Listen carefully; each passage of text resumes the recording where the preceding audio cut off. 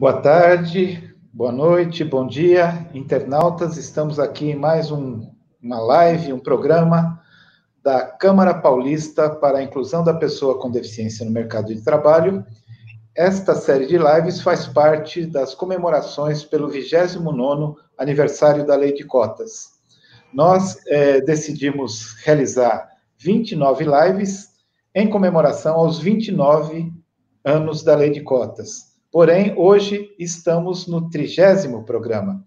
Nós resolvemos gravar mais 30 programas, para participar dessa maneira, de uma maneira mais significativa, o ano que vem, dos 30 anos de aniversário da Lei de Cotas e dos 40 anos do aniversário do Ano Internacional da Pessoa com Deficiência.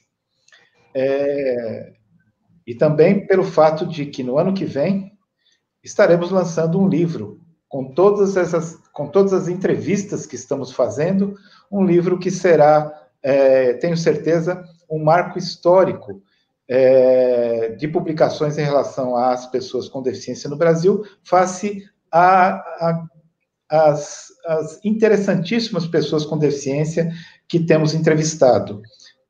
Nós fizemos uma opção de entrevistar pessoas, boa parte, acho que mais de metade das pessoas entrevistadas são pessoas bem jovens, que estão iniciando agora a sua vida de militância, de ativismo, em defesa dos direitos das pessoas com deficiência, em defesa dos nossos direitos. Mas hoje estamos aqui com uma grande mulher, com uma grande figura do movimento de pessoas com deficiência, que é Isabel Maior. Boa tarde, Isabel. Eu gostaria, por gentileza, que você se apresentasse rapidamente e fizesse uma autodescrição de você. Olá, Tuca Munhoz, muito obrigada por esse convite, seu e de todos que organizam essa série de entrevistas e celebrativas, né, da nossa lei de cotas. Boa tarde ao intérprete Luan Mota, que nos acompanha nesse momento, e a todos que estarão conosco em alguma manhã, tarde ou noite, que possam ver essa informação. Eu sou uma mulher já com 66 anos de idade, cabelo castanho, começando a ficar grisalho, curto, sou morena, nesse momento estou usando uma blusa rosa clara, um pequeno colar de pérolas azuladas, e ao fundo é uma parede bastante, uma cor que fica entre o gelo e o branco, neutra, né? Para que o foco esteja mais sobre o que nós vamos conversar. E não poderia faltar um batonzinho. Afinal de contas, eu estou em casa, não estou usando máscara, e está na hora de usar o batom. É isso. Obrigado, Isabel. Luan, gostaria que você se apresentasse também, fizesse a sua autodescrição. Bom, meu nome é Luan, eu sou um homem de pele morena, uso barba escura, cabelo escuro também, os olhos escuros. Estou utilizando uma camisa polo cinza e utilizando também uma pulseira colorida. E atrás de mim tem uma parede branca. Obrigado, Luan. Eu sou Tuca Munhoz, tenho 63 anos, tenho barba, bigode, cabelo grisalho, sou precoce em relação a Isabel, né? Já tenho tudo grisalho. Estou usando uma camisa azul escura, uso fone de ouvido branco, atrás de mim uma parede bege, eu uso pequenos brincos de argola, tenho olhos azuis. Isabel, é uma grande honra entrevistar você, fico muito feliz nesse nosso 30º e último programa, tê-la como a nossa convidada, a nossa entrevistada. E, enfim, a gente não conversou muito sobre o que conversaríamos, né? Eu vou procurar explorar a sua experiência nessa área e a sua vivência pessoal também. Eu quero até comentar com você uma coisa, não sei se tive a oportunidade de comentar já, mas você se lembra quando o Lula ganhou as eleições, você já estava no governo e foi convidada, estava no governo anterior e foi convidada a continuar no governo, né, à frente da época coordenadoria da pessoa com deficiência. E você sabe, se lembra disso, que eu fiz campanha para outra pessoa, né? Fiz campanha para outra pessoa. E também o nosso saudoso Chuchu Veludo, que era um cara aguerrido, né? Que também era um petista, né? Então ele ficou indignado com a sua continuidade no governo e tal, e eu era, à época, muito próximo a ele, né? No setorial do PT. E, enfim, mas você continua no governo e bola para frente. E aí, um dia, passado algum tempo, nós nos encontramos em algum lugar, não sei se foi em Brasília mesmo e tal, e tivemos a oportunidade de falar, e eu fiquei assim muito positivamente surpreso da maneira com que você me tratou, de uma maneira muito gentil, muito amigável e tal, quando eu estava até esperando um pouquinho de uma coisa, esse cara aí quis me derrubar e não sei o quê. E eu fiquei muito feliz com isso, Isabel. E felizmente isso até hoje mantém a nossa ótima relação. Então quero aqui em público te agradecer e deixar aqui para os nossos internautas o quão você é cordial e tem esse espírito público, enfim, que não guarda tipo de ressentimento, nem vê as coisas como aconteceu entre nós por esse viés, mas, enfim, e talvez guardar algum ressentimento e tal, mas você, como eu disse logo no começo, você foi grande, é uma grande mulher. E, novamente, te agradeço aqui pela sua presença. Obrigada, Tuca. Eu acho que, como todos os outros chefes que tivemos na Secretaria de Direitos Humanos durante aquele período em que eu estive, tanto no governo Fernando Henrique Cardoso como no governo do presidente Lula, nos 2 mandatos, todos tiveram sempre o cuidado de dizer que nós que lutamos pelos direitos de minorias, lutamos pelos direitos humanos em geral, temos que ter uma visão suprapartidária, e não são questões de partido que devem fazer com que as pessoas que, de fato, se preocupam com os direitos, se preocupam com a igualdade de oportunidades, se degladeiem, né, e se transforme tudo numa briga. Eu, como nunca fui filiada a nenhum partido político em nenhum momento da minha vida, e se você quiser saber, na verdade, eu não comecei em cargo público, não foi no governo Fernando Henrique Cardoso, foi no governo militar, que quando eu fiz o meu primeiro concurso público federal, ainda era o general Figueiredo, o presidente desse país. Então, eu passei por diversos governos e tive a oportunidade de coordenar unidades de saúde, coordenar áreas da Secretaria Estadual aqui no Rio, a convite, porque eu era médica federal, e também na universidade como professora da Faculdade de Medicina, chefe de serviço do Hospital Universitário, foram diversos, né? Você pode ver, desde o primeiro concurso federal que eu entrei foi em 1982. Então, de 82 até eu me aposentar em 2011 e depois na universidade em 2014, nós passamos por muitos, né? E tivemos a oportunidade de colaborar com alguns de uma maneira, de outra maneira como outros, mas só para completar essa história que você começou, daquele período da transição entre o governo Fernando Henrique Cardoso, que eu fui, na verdade, para a COD, para a transição de governo, sabendo que saí do Ministério da Saúde a convite das pessoas que estavam na Secretaria de Direitos Humanos, na expectativa de manter uma área da política da pessoa com deficiência, que é essa coordenadoria, que nós conhecemos com a sigla CORD, de 1986, e depois foi reformulada na Lei 7853 de 89, na verdade, vinha perdendo status, vinha perdendo espaço político. E a ideia é que não acabasse, pelo contrário, que se mantivesse. E foi com esse espírito, que eu diria um espírito republicano, que nós estávamos lá. Abri mão de um cargo no Ministério da Saúde para tentar fazer o meu trabalho na COR. E também digamos assim, a grande proposta naquela ocasião era o decreto da acessibilidade, que nós ainda não tínhamos regulamentado as leis de acessibilidade, que, embora sendo do ano 2000, já estávamos no final de 2002, mas não haviam sido regulamentados. Então, esse foi o meu, digamos assim, a minha contribuição, e eu sabia que ela poderia ser pequena, e não era essa a minha maior preocupação no momento. Mas eu te digo com toda a tranquilidade que eu imaginava que Humberto Lippo era uma pessoa do setorial do Partido dos Trabalhadores. Eu pensei que era ele, conversei muito com ele no final do ano de 2002, depois do presidente Lula haver ganho as eleições, já dizendo a ele as questões que iriam ficar para serem tocadas.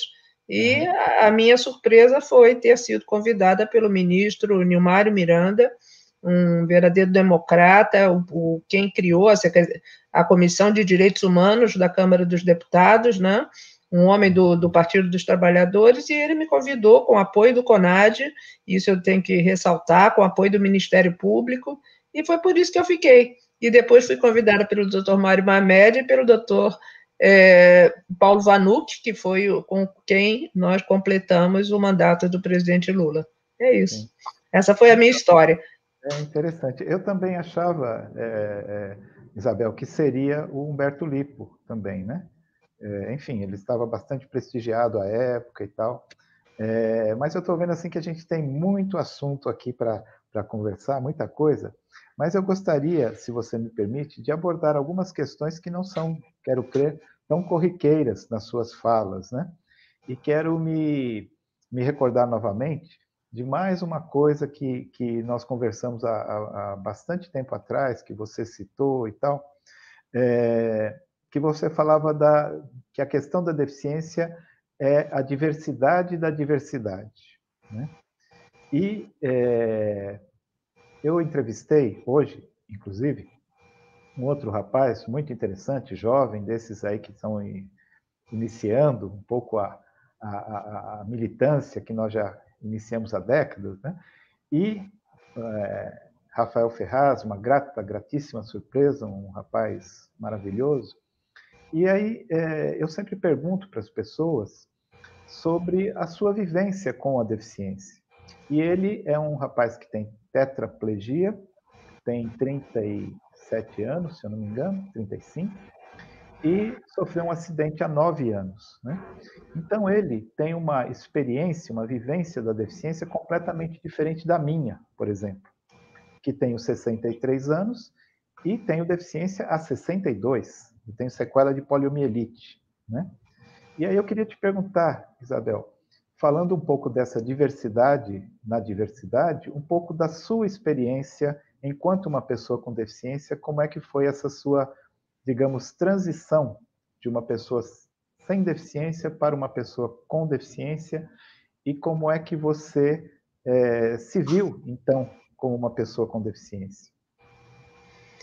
Eu acho que as nossas histórias, embora ambos tenhamos deficiência física, né, temos histórias diferentes no sentido de que a deficiência e eu nos encontramos quando eu tinha 22 anos de idade, e, portanto, já estava no 4º ano da Faculdade de Medicina da Universidade Federal do Rio de Janeiro, e não tinha, assim, uma convivência grande com pessoas com deficiência nessa época. Já tinha tido no passado, como criança, depois eu conto essa história, mas não ali, porque, inclusive, o curso de medicina é um curso que eu tinha colegas, por incrível que pareça, na minha turma havia 2 colegas com sequelas físicas pequenas, que seriam classificadas hoje como deficiências leve ou moderada, né? E, de repente, eu me vi com uma suspeita de um tumor medular cervical, e nessa cirurgia, que não foi em nada bem sucedida, nós poderíamos até classificar como um erro médico, eu acabei ficando tetraplégica, e como era uma suspeita de tumor, passei por um tratamento também com radioterapia, que agravou mais ainda a sequela, que a radioterapia feita sobre a medula, sem os cuidados que não se conheciam, eu estou falando sobre o ano de 1976, portanto, é antes do próprio Ano Internacional da Pessoa Deficiente, né? É lá naquele período em que o Brasil não tinha nenhuma legislação a respeito de pessoas com deficiência, salvo algumas regras da educação especial e também na Legião Brasileira de Assistência, que não era a política pública de assistência social, mas algo paralelo, né? E, digamos, que é o primeiro damismo que acontecia. Então, é uma vivência diferente. Mas eu tive a oportunidade e eu diria que foi um momento muito feliz dentro de toda a tristeza que é você, de repente, se ver numa situação de desconhecimento do seu futuro, em que as suas possibilidades precisam de uma nova interpretação. Eu sempre digo que os sonhos devem permanecer, e eu acho que são os sonhos que me levaram adiante. Mas, sem dúvida alguma, durante um período, eu passei por um choque muito grande. Tanto meu pai como minha mãe estavam doentes e internados em hospitais diferentes, e, de repente, eu era a terceira pessoa da família internada também, sem o pai e sem a mãe, nesse momento de um grande sofrimento, né? De uma perda muito grande, de uma dificuldade muito grande de entender o que aconteceria comigo dali por diante. Mas, passamos por por uma sorte, situação de luto, não, Isabel? muito grande mesmo. Até, eu diria, até de um luto maior ainda, porque minha mãe estava com câncer e faleceu ainda no período em que poucos meses depois, né? E você não ter a sua mãe a seu lado num momento como esse, e a minha ligação era muito forte com a minha mãe, com meu pai também, mas maior ainda com a minha mãe, então foi uma coisa muito difícil. Eu só tenho um irmão, que é 4 anos mais jovem do que eu, né? Hoje não tão jovem mais, mas naquela ocasião era um garoto de 18 anos de idade, e que esse sim acabou ficando sozinho em casa, porque não tinha. Mas, por sorte, o restante da família pôde dar o apoio, os meus colegas deram o apoio, e, diferente da história triste de muitas pessoas, o meu namorado, que era um colega de turma da Faculdade de Medicina, me deu total apoio, e a família dele também, e os amigos próximos a ele. Então, com isso, nós pudemos enfrentar uma situação que parecia sem futuro, né, para todos nós. E eu, como era uma lesão incompleta, depois de alguns meses internada no centro de reabilitação, eu passei novamente a poder caminhar, com dificuldade inicial bastante grande, com muito medo, com muito receio, porque não era previsível. Pelo contrário, eu passei por uma situação em que não era previsível a sobrevivência, depois não era previsível a minha recuperação, nem parcial, muito menos ser capaz de voltar a caminhar. E foi isso que aconteceu. Durante 21 anos, eu usei uma bengala de mão, daquela típica da pessoa idosa, aquela que os idosos não gostam, que aparecem nos símbolos, né? Aquela de madeira. E depois usei também, dependendo do ambiente se eu tinha que caminhar muito, se o ambiente era acidentado, aí eu usava uma bengala canadense que dava um pouco mais de firmeza. Até que, infelizmente, tive uma queda em 1997, e nessa queda eu já vinha sentindo uma piora do quadro. Foi uma complicação tardia da radiação, então foi mais uma complicação do tratamento e não da própria situação da deficiência, né? E aí eu passei a usar a cadeira de rodas, e é o que eu uso. Vocês não estão vendo no momento, mas eu uso uma cadeira de rodas, que é o modelo mais simples. Eu não sou muito tecnológica, não, né? Eu sempre brinco com o nosso grande amigo Marco Pellegrini, e o Pellegrini é o oposto, ele é aquele todo tecnológico, e eu sou a que não é tecnológico, a que usa mais comum. Nessa diversidade que nós estamos aí comentando, né, dessa grande, vamos chamar até, me atrevo a chamar dessa riqueza, dessa diversidade das diferentes deficiências, o que nos une?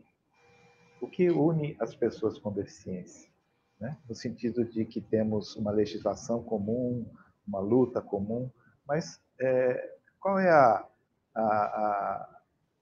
vamos dizer, a força dessa união? Onde está a força dessa união? O que nos faz nos identificarmos como uma minoria? Esse é um problema que eu acho que nós temos. Na verdade, o que nos une é um fator negativo. A nossa identidade ela é feita porque nós somos discriminados, né? Nós somos associados a pessoas doentes, e a doença em determinado momento significa que não houve a cura, então, até mesmo dentro da área da saúde, nós somos considerados aqueles que não se conseguiu o melhor resultado possível, e isso faz com que muitos profissionais acabem não entrando por esse campo, que é o campo da reabilitação. O insucesso. É o insucesso, exatamente. Então, o que nos une, primeiro, é não sermos discriminados. Eu acho que é exatamente isso. Mas não é uma identidade real, no meu entendimento. E nós estamos vendo isso nesse momento, no ano de 2020, em plena pandemia, nós estamos vendo uma guerra entre o movimento das pessoas com deficiência. Eu diria que, só para não ser negativa, ao mesmo tempo que você mencionou uma pessoa jovem que você entrevistou, e eu também tenho tido oportunidade de conhecer pessoas jovens com deficiência, que já dominavam esse mundo virtual muito melhor do que todos nós, os mais antigos, né? Então, foi uma grata satisfação encontrar novas lideranças que seguirão, e eu espero para melhor, mas, ao mesmo tempo, nós estamos vendo muito, eu diria que uma separação quando se trata da educação inclusiva. Há uma grande polêmica, né, no próprio movimento de pessoas com deficiência, em relação aos últimos acontecimentos patrocinados aí pelo governo federal, do que nós entendemos como um grande retrocesso, uma grande perda de conquistas, não, Isabel? Exatamente isso que me leva a dizer a você que nós não temos uma identidade tão marcante como deveríamos ter. Somos uma minoria, somos todos discriminados e, no entanto, não estamos sendo capazes de perceber que há situações que podem aparentemente favorecer a uns, mas em desfavorecimento de outros. E não está havendo esse diálogo necessário para que nós consigamos, de fato, sim, aí promover todas as pessoas com deficiência de acordo com aquilo que é o nosso grande pacto, que é a Convenção sobre os Direitos das Pessoas com Deficiência da ONU.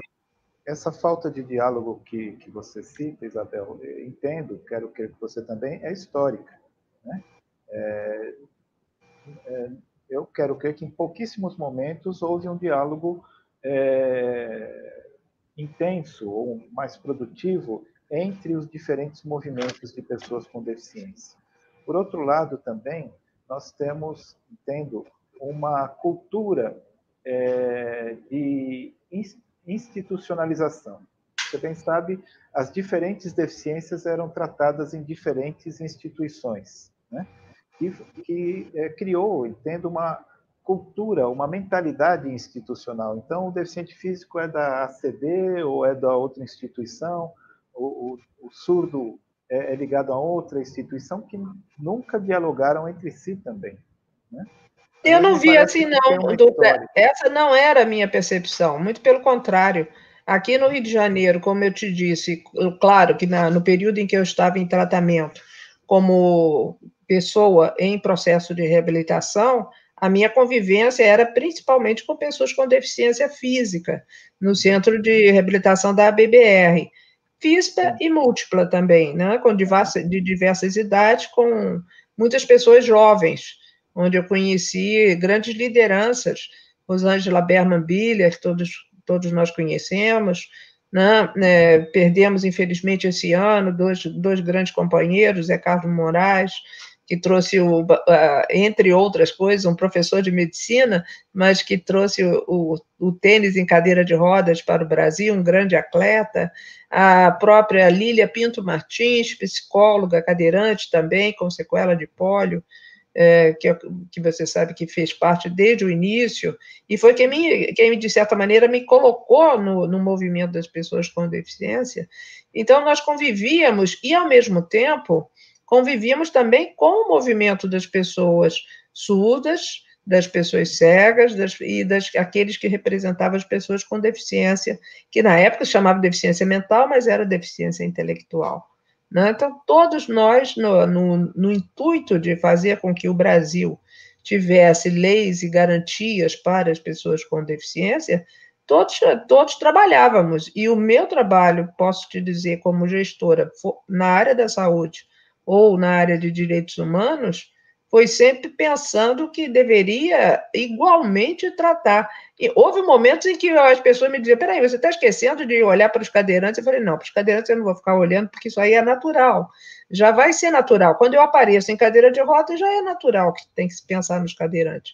Então, a minha preocupação tem que ser com as pessoas que ainda precisavam da língua brasileira de sinais, outros que precisavam da legislação do cão-guia, a acessibilidade da legenda, em suma, todas as outras questões. Quer dizer, a nossa preocupação depois, como militantes, como ativistas, melhor dizendo, era em relação ao grupo como um todo, e da deficiência intelectual, tentando procurar que as próprias pessoas, as autodefensorias, tanto na PAI e mais recentemente no grupo da pestalose, todos pudessem trabalhar. O grupo do autismo, que sempre foi reconhecido pela CORD como parte das pessoas com deficiência, independente da lei que surgiu depois, em 2012, dando direitos, né, equiparados.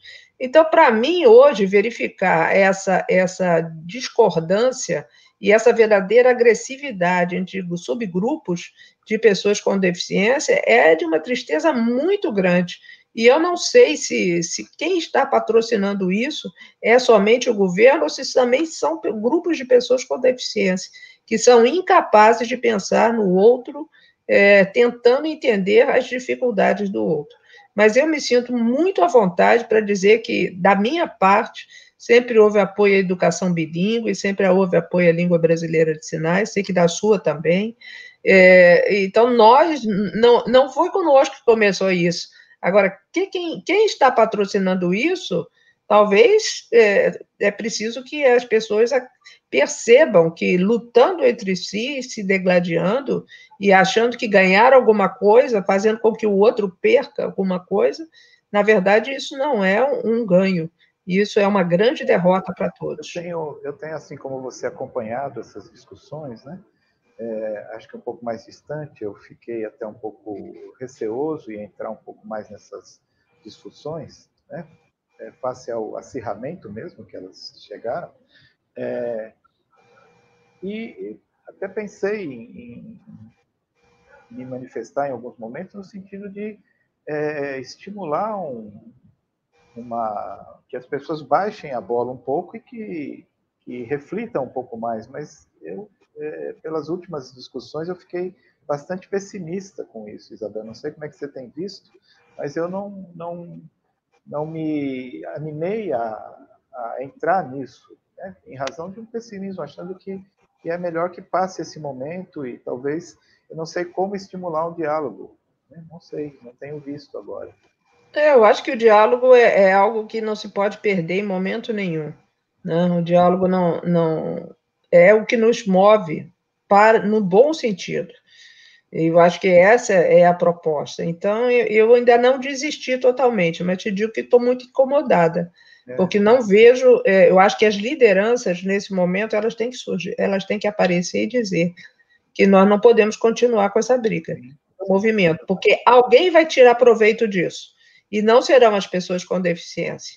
E eu não gostaria de, depois de ter lutado mais de 40 anos pelo movimento, todos, e lógico que lutei por mim também, óbvio, claro, né? Mas é óbvio que nós não queremos que as crianças que hoje vão continuar nascendo crianças com deficiência, com doenças raras, que acabam tendo impedimento de longo prazo, e as barreiras estão aí, nem tudo foi resolvido, muito pelo contrário, nós estamos vendo as nossas políticas andando para trás. Então, isso tudo tem que ser tomado com muito cuidado. O momento político não é favorável a uma desunião. Aliás, a desunião nunca deve ser estimulada. E eu diria, Tuca, com muita tranquilidade, assim como você comentou que eu fui tranquila com você, independente de ter tido apoio ou não ter tido apoio, eu fico muito tranquila para dizer a pessoa que está hoje ocupando o cargo, que já foi ocupado por mim, né, que tive a oportunidade de ser a primeira pessoa a ser a secretária nacional. Então, dizer a Priscila Gaspar, que ela, sendo uma pessoa surda, está na hora dela dizer que as pessoas surdas não devem ficar brigando com os outros grupos, e os outros grupos, por sua vez, também suas lideranças, dizerem as mesmas coisas. Mas quem está no cargo tem uma responsabilidade maior e não pode fugir dessa responsabilidade. Eu não estou preocupada sobre quem é o governante, nem quem é o partido que está no governo. Insisto nisso. A nossa situação de grupos que lutam por direitos humanos é suprapartidária, e é assim que tem que ser encarado. E o que nós temos que evitar a todo custo é o esfacelamento do conjunto das políticas públicas para todas as pessoas com deficiência. Eu até quero esclarecer aqui aos nossos internautas, para quem talvez as pessoas estejam estranhando, mas nós estamos nos referindo a um grande grupo de pessoas com deficiência reunidos pelo WhatsApp, né? Uma iniciativa muito positiva do secretário aqui da cidade de São Paulo, Ciro Torquato. Esse grupo se chama Articulação Nacional e teve como objetivo principal, e tem ainda, justamente a união, a troca, né? O fortalecimento do movimento de pessoas com deficiência, né? O fomento a novas lideranças, e que passamos por momentos bastante interessantes de troca e tal, mas neste momento estamos numa situação delicada, não é, Isabel? Para dizer o mínimo, uma situação delicada em que, muito em razão do decreto do governo federal para essa nova proposta, digamos assim, de educação inclusiva, se é que é inclusiva, né? E isso acabou criando uma polêmica enorme e, infelizmente, criando um cisma, né, no grupo, e, enfim, que é sobre isso que conversamos agora, um pouco se qual será o destino, qual será o desdobramento disso, se será um racha definitivo, um racha grave, né, uma separação grave, ou se a gente pode, a partir disso, né, de uma postura de lideranças, de um reconhecimento de diferentes maneiras de ver a questão, mas procurar uma união e procurar um fortalecimento que leve, sobretudo, a uma afirmação da Lei Brasileira de Inclusão, porque o que estamos discutindo hoje foge, né, completamente do que coloca, né, do grande avanço que foi a Lei Brasileira de Inclusão, a Convenção da ONU, enfim, né? E a gente não pode fugir disso, né? Nós temos a legislação, temos a Convenção da ONU, e como que a gente vai, infelizmente, andar para trás, não é? Perder direitos? É uma coisa bastante grave. Infelizmente, é uma situação que a gente tem vivido, não só no movimento de pessoas com deficiência, não é, Isabel? Mas temos vivido uma situação difícil em termos de preservação de direitos da população em geral. Exatamente. Eu acho que nós não podemos ter, de vez em quando, surge um decreto, surge uma lei, surge um projeto de lei em que ameaça conquistas históricas. E essas conquistas, como o benefício de prestação continuada, como a própria legislação de reserva de vagas no mercado de trabalho, são questões que não podem mais ser questionadas, porque elas são de uma necessidade tão perceptível para qualquer um e para todos os segmentos, né? E não é assim que nós vamos conseguir avançar. Ninguém é contra a língua brasileira de sinais. Exatamente. Ao contrário. E temos visto, né, Isabel, como você cita, a questão da lei de cotas constantemente ameaçada. Não é?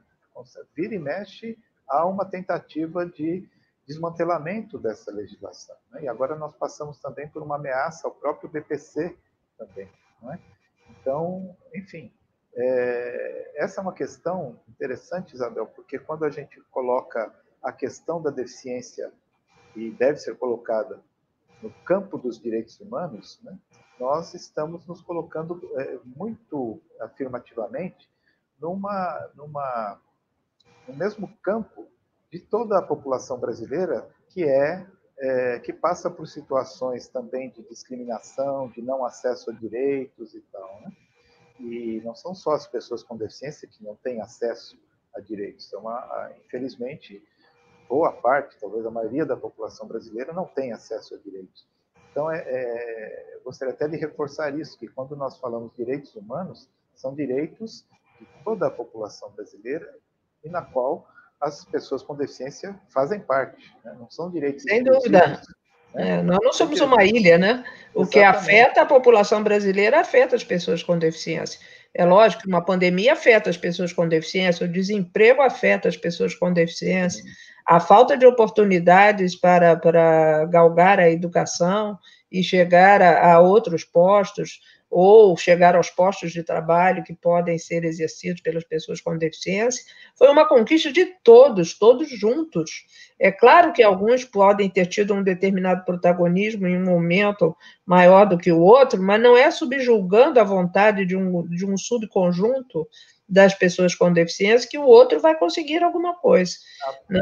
Eu acho que ainda tem muita coisa a debater dentro do próprio movimento, porque governos, como me permitam até todos aqueles que sabem que eu já estive em cargos de governo, mas eu sempre fui servidora federal, então sempre tive independência dentro do possível, obviamente, que você não vai também contradizer tudo que se você não concorda com nada, sai de um cargo, obviamente, né? Claro. Mas se você concorda, mas muitas vezes você tem que lutar dentro do governo em que você está para não haver perdas grandes, e é isso que a gente tem que levar em consideração.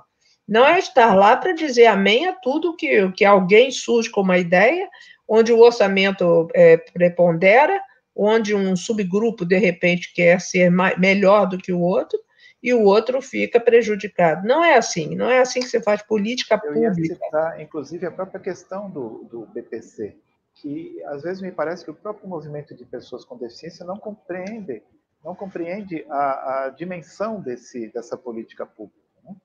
E, enfim, eu já vi pessoas com deficiência do próprio movimento que têm uma visão completamente equivocada da questão do BPC e não reconhece essa realidade de como andam juntos a deficiência e a pobreza, e que iniciativas de combate à pobreza são iniciativas de inclusão social das pessoas com deficiência, necessariamente. Né? E eu vejo que uma parte do movimento tem dificuldade nessa compreensão.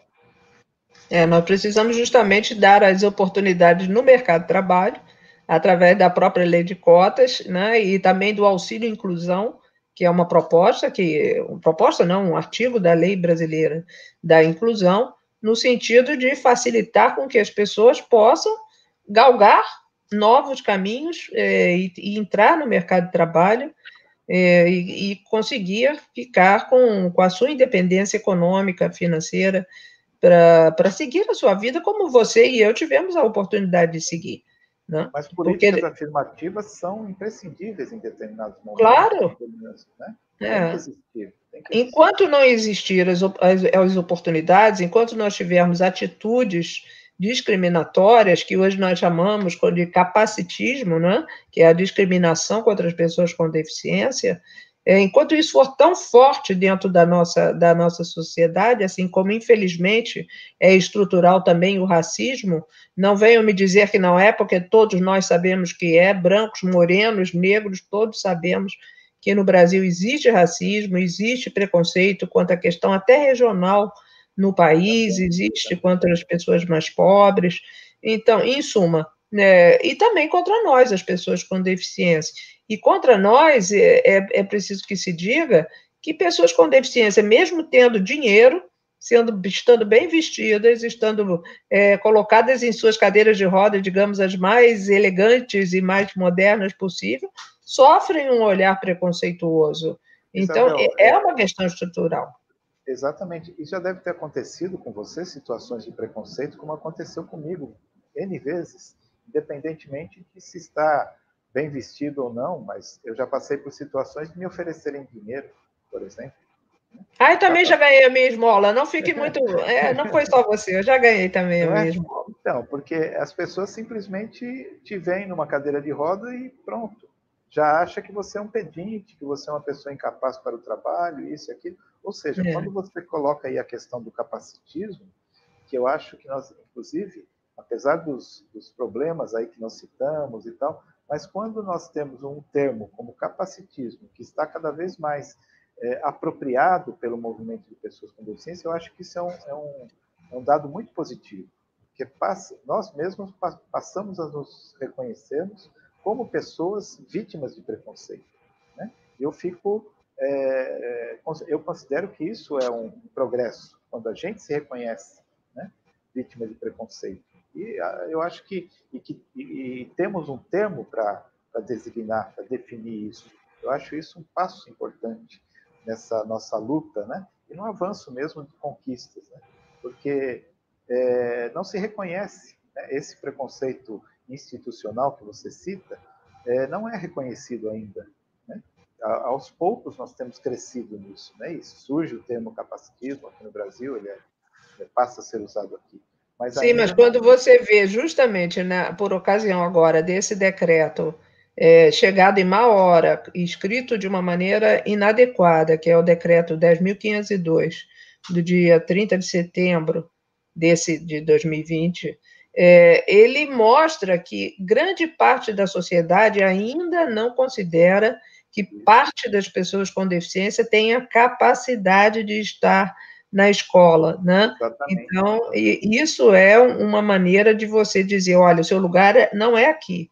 O lugar que você pensou que já havia conquistado não é aqui. O processo de educação inclusiva, previsto na Convenção e, portanto, de caráter constitucional desde 2009 no nosso país, 2008, quando foi ratificado pelo Congresso Nacional, e 2009, quando foi promulgado o decreto para fins internos, é o decreto 6949, o que diz? Diz que a educação inclusiva ela tem que acontecer progressivamente.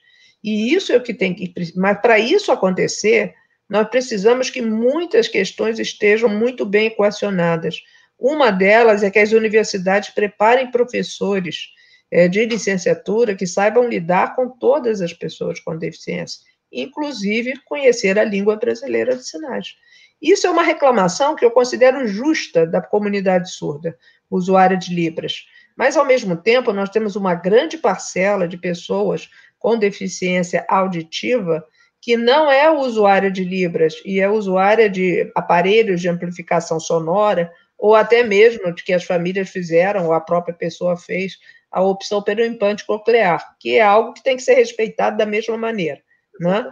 Então, nós temos que ter todos esses recursos na escola, assim como os recursos necessários para a pessoa com baixa visão, para a pessoa cega, o aprendizado do Braille, que é um sistema de escrita e leitura, precisamos de mais material, mais tecnologia assistiva de qualidade nas escolas, precisamos que a internet não falhe nas escolas, né? Por sorte, nós estamos melhorando, mas olha o que nós vimos, que na maioria das nossas transmissões não foi possível a legenda em tempo real, prejudicando, né? As plataformas, por exemplo, elas conseguem botar a legenda depois, mas não na hora. Aqui o intérprete está conosco, mas a pessoa que precisa da legenda na mesma hora nem sempre consegue isso. Esta plataforma tem, Isabel. São poucas, né? Quem está nos assistindo tem acesso à legendagem. Sim, e o cuidado que vocês tiveram para que isso pudesse acontecer, porque nem sempre isso está acontecendo. Nós não temos ainda na televisão brasileira, a Anatel não está fiscalizando tanto quanto deveria a programação que já nós deveríamos ter em muito maior quantidade, com legenda e com a presença do intérprete da língua brasileira de sinais, que é a audiodescrição, que foi colocada já desde 2004, o prazo já passou. Então, são muitos erros que nós vemos, mas esses erros não invalidam a proposta de educação inclusiva. Eu acho que é isso que o movimento precisa debater. E essa lentidão com que as políticas públicas são construídas, com que as leis saem do papel, eu quero crer que tem tudo a ver com esse preconceito embutido na sociedade brasileira de não nos reconhecer como sujeitos do direito. Sim. Nem nos reconhecer como seres humanos plenos, não é? Então, fica-se sempre na protelação de efetivação de direitos, de efetivação de políticas públicas, justamente, acredito, por esse preconceito existente. Exatamente. A nossa lei brasileira da inclusão, ela trouxe uma série de orientações para que as pessoas, por exemplo, crianças que precisam de apoio durante o período em que estão na escola, o apoio de um acompanhante, né, que é o profissional de apoio escolar, que está previsto na legislação, e outros que precisam de um número de horas maior para aprender determinadas situações. Eu fiz pequenos comentários sobre a deficiência visual e a deficiência auditiva, e não comentei sobre o autismo, por exemplo, e sobre a deficiência intelectual, e também sobre a deficiência mental, que foi acrescentada ao conjunto das pessoas com deficiência. Todos têm direitos, todos têm especificidades no processo educacional, e as famílias reclamam porque essas questões não foram colocadas. Aqui na rede do município do Rio de Janeiro, que nós temos mais de 1.200 escolas, nós temos ainda 10 escolas especiais. Não foram estimuladas novas matrículas em escolas especiais. Pelo contrário, as famílias puderam perceber que podiam migrar. Podiam migrar para... Essas escolas especiais são escolas públicas? Ainda são escolas públicas da rede municipal, mas são 10, menos de 1%. Muito menos de 1% no total. Mas isso porque houve o quê? Um respeito às famílias para que elas pudessem, então, passar para a escola inclusiva, entendendo que era o melhor para os seus filhos e porque ali já estavam garantidos os recursos. Então, o que nós queremos é ter esses recursos garantidos, recursos econômicos, recursos de formação de pessoal, e não são só os professores. De qualquer forma, como você coloca, é uma coisa, é um processo lento e naturalmente lento. Não vai acontecer num passo de mágica. É toda uma mudança enorme de estruturas, de mentalidade, de metodologias, não é? E algumas pessoas acham que está ruim porque acham que num passe de mágica nós teremos uma escola inclusiva perfeita, né? Dos sonhos. Não é isso, infelizmente, né? E nem deve ser, porque é um processo de mudança de cultura, na verdade. Não? Nós estamos ainda imersos numa cultura de exclusão. E se constrói uma cultura de inclusão lentamente, né? E tem que ser solidamente também, né? Para não ter essas situações de retrocesso. Exato. Agora, seja lá o destino que isso vai ter, porque a situação não está bem como está no momento, não está bom para ninguém, de qualquer maneira, a educação inclusiva não vai poder ser apagada. Isso não acontecerá.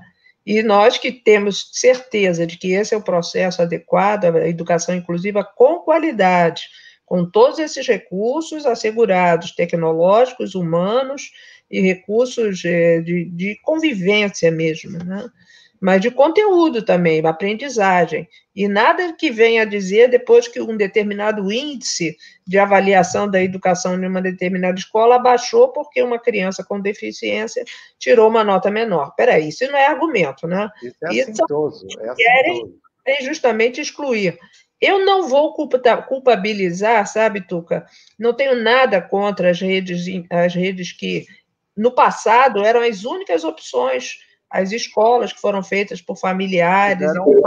Tiveram um papel importante. Claro que tiveram, mas o papel hoje deve ser o papel de colocar as crianças na escola inclusiva, de colocar os adolescentes na escola inclusiva. Essas instituições, Isabel, inclusive podem e devem ter um papel nesse processo.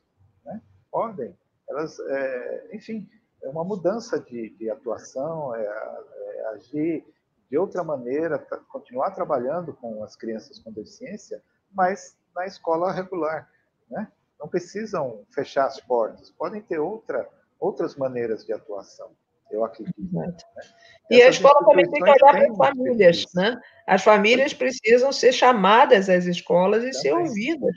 E poder reclamar. E outra coisa, mais investimento. Sem recursos, sem orçamento garantido, que esse decreto absolutamente não garante orçamento nenhum, nem para uma coisa, nem para outra. Não está garantindo para a escola bilíngue, não está garantindo para a classe bilíngue, não garante recurso para a escola para autista, para a escola clínica, não para nada. Não tem nenhuma garantia de que não passe aquilo de mais uma proposta que vai dizer, a anterior não deu certo porque também parou no meio, né? Há quanto tempo não se vê um envolvimento na construção de uma escola, também, ou mesmo nas questões de acessibilidade? Quando a gente estava conversando antes sobre a questão de direitos humanos, que é para todas as pessoas, no caso da educação, nós precisamos de qualidade para todos, não é só para as crianças com deficiência. A gente sabe, infelizmente, isso é muito triste dizer, saber e viver essa realidade, que a educação pública no Brasil tem um investimento muito aquém do que necessita, muito aquém. Né? A qualidade da educação para todas as crianças poderia ser muito melhor. Né? Nós sabemos disso. Veja só a questão da remuneração dos profissionais de educação, que já é um dado cruel dessa realidade. Né? Então, nós reforça essa questão, essa discussão, que quando pensamos na educação inclusiva, temos que necessariamente pensar na educação, na qualidade da educação como um todo, para todas as crianças. Não é? E avançarmos nesse sentido, e todos ganharão com isso. Todos ganharemos. E apesar de todas as dificuldades, nós tivemos um ganho em escolaridade, né? Em pessoas que estão na universidade hoje, já passaram do ensino médio, estão na universidade, estão na pós-graduação, os concursos públicos têm suas vagas, já começam a ser todas elas preenchidas por pessoas com deficiência que terminaram o ensino superior. Então, nós temos também sucesso, não é dizer que só temos insucesso. O que nós gostaríamos é ter mais sucessos ainda para mostrar maior quantidade. Como gostaríamos de ter boas calçadas, né? Pensando agora na minha cadeira de roda aqui, gostaríamos de ter melhores calçadas, gostaríamos que todos... É a mesma discussão quando a gente pensa na acessibilidade, aí essa acessibilidade mais comum, conhecida, que é a arquitetônica, né? De que o quão difícil é avançar também, né? A gente consegue avançar em alguns pequenos espaços públicos, alguns pequenos territórios de cidades e tal, mas qualquer um de nós, eu tenho uma cadeira motorizada e moro numa região privilegiada da cidade de São Paulo, mas eu talvez não consiga andar 3 quilômetros para cada lado porque não tem acessibilidade. Tem aqui e ali, eu sei, eu conheço meus trajetos, né? Às vezes eu saio com a minha filha, ela fala, não, vamos por ali. Eu falo, não, por ali para mim não é legal. Né? Mas aqui é mais curto. Não, mas a calçada tem um degrau, eu já conheço e tal. Então eu tenho que optar pelos mais diferentes caminhos para chegar ao meu destino, e é uma região privilegiada. Não moro na periferia, nem nada. Imagina uma pessoa que está lá, onde a acessibilidade arquitetônica chegou, se é que chegou, né? De maneira precaríssima. A desigualdade social no Brasil é um entrave à inclusão. Esse é um dos pontos. E por isso que eu acho que as pessoas com deficiência precisam também se juntar às demais lutas pela oportunidade para os grupos sociais como um todo. E não também nos isolarmos. Também não é tudo que é só mesmo pessoalmente pensar em pessoas com deficiência. Mas, na hora H, nós temos que... alguém tem que lutar por nós. Então, pelo menos essa parte nós temos que fazer. Mas é óbvio que eu tenho que fazer... As minhas lutas pelos direitos das mulheres continuam. Não, e é muito importante que os outros grupos saibam das nossas demandas. É muito importante. Né? Porque muitos grupos que estão lutando por questões de raça, de gênero, não conhecem nossas demandas, porque também nós não vamos até eles, nós não nos colocamos solidários também a essas lutas. Né? Quando você cita que as pessoas com deficiência já estão, por exemplo, nas universidades e tal, também outros grupos sociais ascenderam a isso. Recentemente, inclusive, graças à legislação, a políticas afirmativas, outros grupos sociais também chegaram onde nunca tinham chegado. Né? Isso é uma conquista do povo brasileiro, né? Como um todo. E nós estamos nessa onda. Né? Temos que reconhecer isso e fortalecer isso também. Né? Concordo com você muito. A gente tem que participar, mostrar a nossa luta e reconhecer a luta do outro. São as questões chamadas interseccionais, né? Nenhum de nós é somente parte de um subconjunto. Todos somos humanos, cada um tem características, diversas características.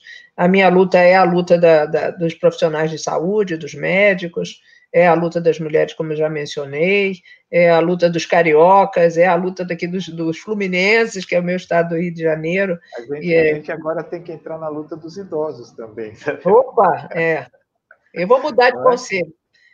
pretendo futuramente chegar ao Conselho do Idoso, que é um dos conselhos que eu ainda não participei. Aliás, eu ia te perguntar isso, Isabel. Você teve toda essa experiência de governo federal, e, enfim, vamos dizer assim, no top das possibilidades de atuação em políticas públicas no Brasil. E agora você está num Conselho Municipal da Pessoa com Deficiência. Como tem sido essa sua experiência participando de um Conselho Municipal? Você já chegou a participar anteriormente ou é a primeira experiência sua no Conselho? Não, na verdade, eu era assessora da área de saúde do Conselho Municipal, quando estava aqui no Rio de Janeiro, logo no início da minha jornada médica, né? Que o fato de ter me tornado médica logo depois da deficiência é uma das características que marca muito a minha vida e a possibilidade de ter auxiliado de alguma maneira. Mas acompanhava o movimento o Conselho Municipal do Rio de Janeiro é de 1986, ele é anterior à Constituição, e ele era formado somente por pessoas com deficiência, não era um conselho. Nesse momento, ele já foi paritário e agora nós estamos numa outra formação, numa formação tripartite no momento. Aqui, né? É a mesma coisa, conselho formado apenas por pessoas com deficiência. E agora a legislação mudou e se torna também um conselho tripartite. Isso, esse é o nosso. E eu tive a oportunidade de participar da criação do Conselho Estadual, que foi criado, o CEP, em 1996, portanto, uma década depois do Conselho da cidade do Rio de Janeiro. Né? Do Conselho Estadual, eu fui vice-presidente, presidente, participei muito, voltei. Quando eu voltei de Brasília, depois de me aposentar, e retornei ao Rio de Janeiro, eu voltei tanto ao Conselho Estadual, como pela primeira vez, aí sim, como conselheira mesmo, sou suplente, faço questão de ser suplente. Suplente é bom porque suplente trabalha, obviamente, participa, tem direito à voz, vota quando o titular não está, mas não precisa ocupar cargo nenhum. Então, isso é uma garantia de tranquilidade. E estou no Conselho Municipal do Rio de Janeiro, que é um conselho muito atuante, é um conselho que consegue fazer laços, tanto com a área das pessoas que estão nas políticas públicas, como aqueles que representam a sociedade civil. Eu represento a sociedade civil. Essa é uma grande diferença. No meu retorno, eu deixei de ser área governamental, né? E passei a ser sociedade civil somente. E com isso, mas não, claro, não esqueço toda a experiência que eu tive a oportunidade de ganhar durante as 2 décadas que estive tanto aqui no Rio, no próprio estado, como também lá em Brasília, 12 anos em Brasília. Então, eu trago essa experiência e coloquei a serviço do Conselho Municipal. Mas é chegada a minha hora de aposentadoria também no Conselho, viu? Está na hora de aposentar, e aí você comentou, quem sabe, vou deixar como uma hipótese para o ano de 2021, o Conselho do Idoso, se tiver alguma associação a qual eu possa fazer parte, e quem sabe ser convidada para participar do Conselho. Isabel, nosso tempo está terminando, mas eu não queria deixar de colocar uma questão que eu acho de fundamental importância também, no que se refere à construção de políticas públicas, nosso próprio entendimento de deficiência e tal, que é o IFPR. Como é que está essa discussão? Gostaria que você nos falasse um pouquinho sobre isso, né? Da importância desse novo instrumento. Pois é, Tuca, isso vem exatamente dentro daquele mesmo espírito que nós comentamos no início, de o quanto devemos separar doença de deficiência. Né? Enquanto nós estivermos utilizando a Classificação Internacional de Doenças e o CID para definir pessoas que têm direito a determinadas políticas públicas ou não têm direitos, nós nunca afastaremos isso. E a própria Convenção e a Lei Brasileira da Inclusão são muito claras quando definem deficiência como uma experiência, uma interface entre a pessoa e as barreiras. E essas barreiras é que são as causadoras da restrição de participação social das pessoas com deficiência. Só que barreiras, elas podem ser desconstruídas, né? A principal delas é a barreira atitudinal, Se a barreira atitudinal desaparece, que é o que nós falamos, se a discriminação, se a sociedade deixa de ser uma sociedade capacitista, ela passa a entender a pessoa com deficiência como parte da diversidade humana, que é o que nós somos, de fato. Nós temos configurações um pouco diferentes da maioria, mas nem por isso menos importantes, né? Então, a Lei Brasileira da Inclusão disse que é preciso entender o seguinte: quando nós temos políticas públicas que têm como foco um determinado grupo, nós temos que entender quem é o grupo, por que ele precisa daquela política pública, que é, no caso, da lei de cotas, por exemplo. Então, nós precisamos saber quem são as pessoas que continuam sendo preteridas pelo mercado de trabalho e precisam, portanto, de algum tipo de proteção da legislação para que elas tenham as suas vagas garantidas. É isso, né? Gostaríamos que não precisasse, mas ainda precisamos da legislação, da 8.213, desde 91, e que, na verdade, só entrou mesmo em vigor quando passou a ser fiscalizada depois de 99. Bem, então, a avaliação da pessoa não deixa de ser um rótulo, é uma avaliação, mas de caráter biopsicossocial, como determina a lei. E essa avaliação biopsicossocial, ela não é baseada na classificação internacional de doenças, e sim na classificação internacional de funcionalidade, a CIF. A CIF foi também que deu base à própria estruturação do conceito de pessoa com deficiência que está na Convenção da ONU. A CIF é um documento de 2001, não é nada tão recente assim, nada que nós não conheçamos já. E aí o que se precisa fazer é o que determina a própria lei. O governo brasileiro, o governo federal, autor da Lei 13.146, teve o prazo de 2 anos, a partir da entrada em vigor, desde janeiro de 2016, portanto, até janeiro de 2018, para preparar os instrumentos da avaliação biopsicossocial, para quando ela for necessária, para que seja feita por uma equipe multiprofissional e interdisciplinar.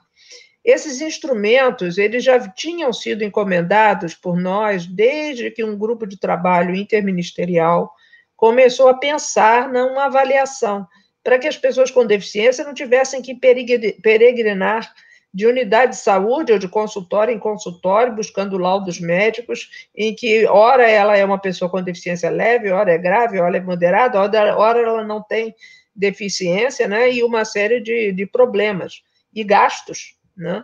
E os outros países, alguns países já tinham juntas periciais próprias, ou juntas que estão relacionadas aos ministérios respectivos. Cada país tem uma organização de sua estrutura diferente, mas, de qualquer maneira, essas equipes já avaliam as pessoas com deficiência, levando em consideração esse conceito, o conceito biopsicossocial da deficiência.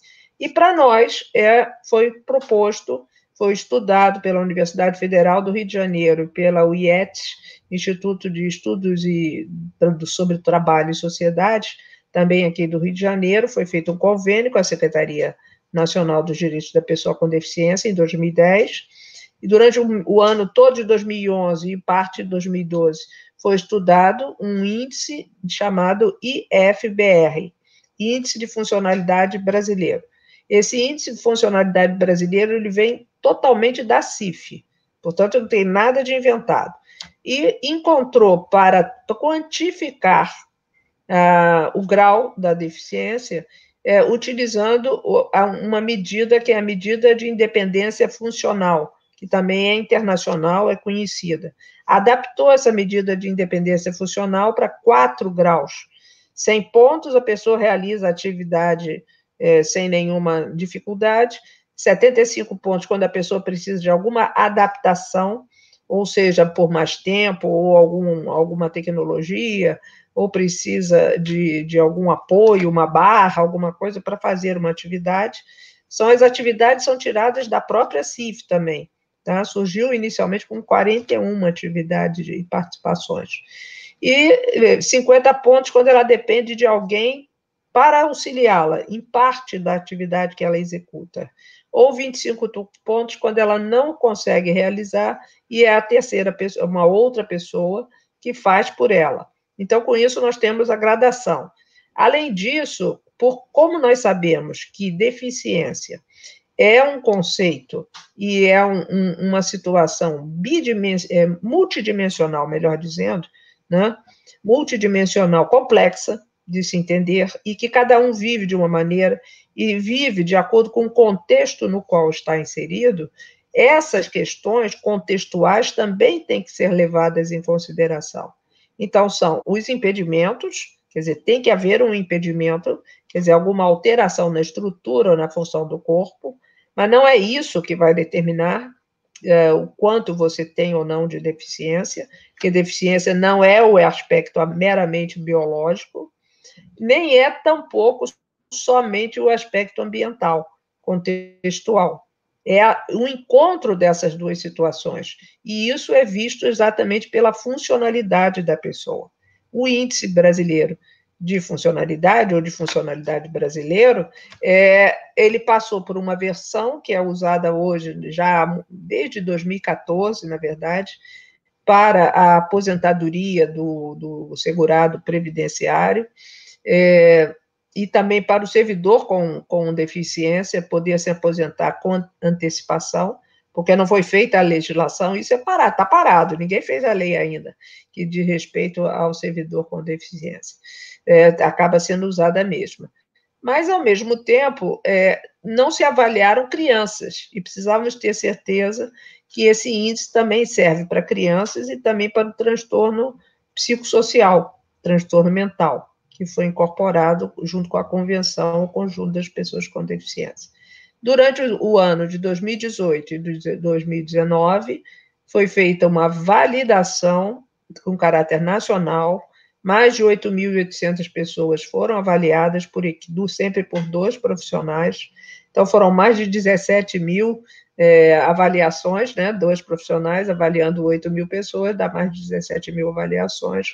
Encontrou-se uma régua que pode definir entre a deficiência leve, não ter deficiência leve, ter deficiência moderada ou ter deficiência grave. Porque a lei, algumas das nossas legislações determinam que haja essa diferenciação, né, de grau de deficiência. Então, é isso. O índice é um instrumento de avaliação biopsicossocial que deve dar andamento às políticas que estão paradas e o prejuízo que isso representa para as pessoas com deficiência que não são devidamente avaliadas e não recebem.